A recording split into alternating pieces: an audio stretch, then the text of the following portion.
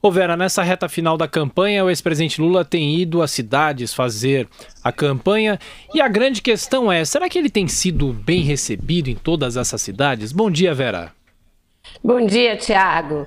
Para o ex-presidente Lula não importa isso. Se ele é bem recebido é porque ele é o ex-presidente Lula. Se ele é mal recebido é porque os organizadores falharam. Na terça-feira ele esteve no Rio com a Jandira Fegali. Tinha bastante gente, ele foi lá ovacionado, fez aquele discurso dele. Ontem ele foi a Campinas, tinha menos de 1.000 gatos pingados. Aí é porque ele está sem prestígio? Claro que não. É porque escolheram mal o horário do evento. Ele fala, vocês são muito ousados de fazerem um evento às 4 da tarde. A verdade é que essa caravana lulista já não surte mais o mesmo efeito de antes. Basta lembrar que em 2012, na campanha para a prefeitura, os dois candidatos foram à justiça para ver quem poderia usar a então presidente Dilma Rousseff na campanha. Hoje em dia já não tem essa disputa toda. O líder é o prefeito, Jonas Donizete, que periga ganhar no primeiro turno em Campinas, e o petista não passa ali da casa dos 10%. É o Márcio Pockmann, que foi assessor do Lula ali no IPEA e agora preside a Fundação Perseu Abramo, que é o braço supostamente intelectual do PT. Então o presidente Lula não está mais surtindo tanto efeito, mas não importa. Ele vai lá, age como se a culpa não fosse dele e aí adota sempre esse discurso de que o PT é vítima de uma perseguição, de que o presidente Michel Temer vai suprimir direitos, de que as reformas vão suprimir direitos. Pouco importa se a Dilma Rousseff estivesse se preparando para fazer uma reforma bem parecida com essa do Temer. O passado é reescrito ao bel prazer do ex-presidente Lula.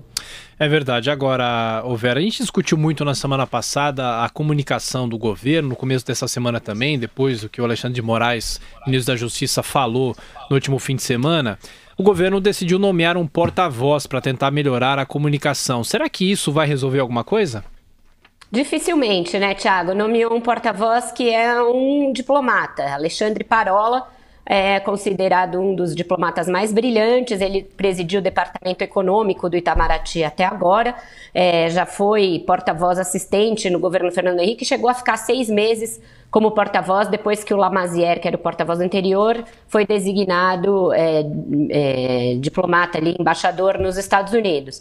Então é um diplomata discreto, daquela linha do Itamaraty ali de punhos de renda. Dificilmente ele vai poder fazer alguma coisa caso algum ministro resolva ter um outro ataque como esse que o Alexandre de Moraes teve, como que o ministro da Saúde tem toda hora. Enfim, vai ser uma coisa mais para dar ali os informes protocolares da presidência no dia a dia e acho que não mais do que isso.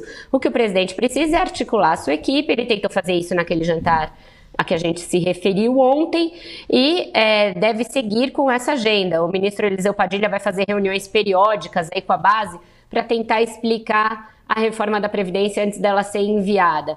A mesma coisa fará o ministro Gedel Vieira Lima, que vai se reunir com as centrais, com as confederações patronais, antes de mandar a proposta. Isso sim é uma tentativa de harmonizar a comunicação, você fazer com que os agentes políticos comuniquem melhor, comuniquem de uma forma unificada e comuniquem quem deve ser comunicado, quem pode causar barulho depois se não for bem informado e se não tiver uma conversa prévia.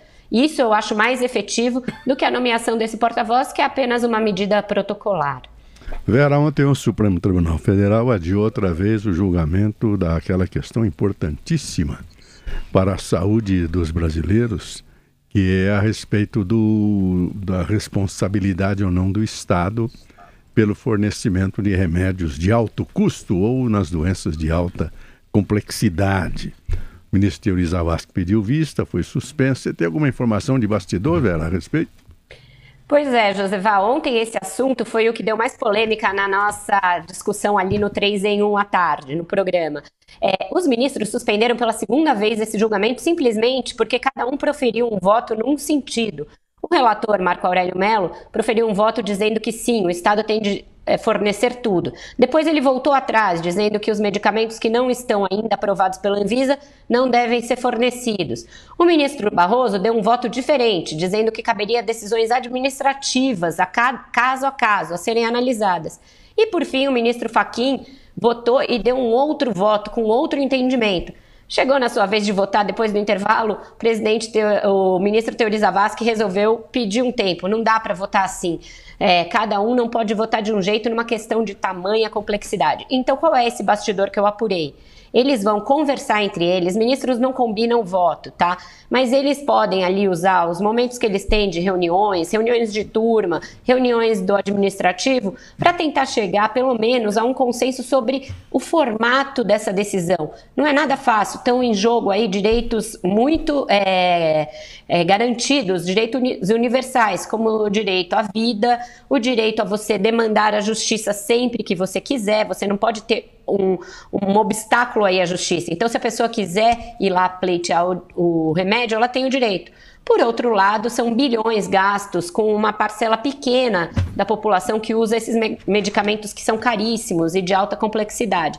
Não é uma decisão nada fácil. Eles vão tentar fazer como os nossos amigos do esporte costumam dizer aqui, botar a bola no chão e tentar chegar a uma saída que não prejudique quem quer ter acesso aos remédios e não ter recursos, e isso poderia levar até a morte, mas que também não quebre o Estado. É duro que essas decisões sempre recaiam sobre o Supremo, mas a judicialização é uma realidade brasileira e eles têm que lidar com ela.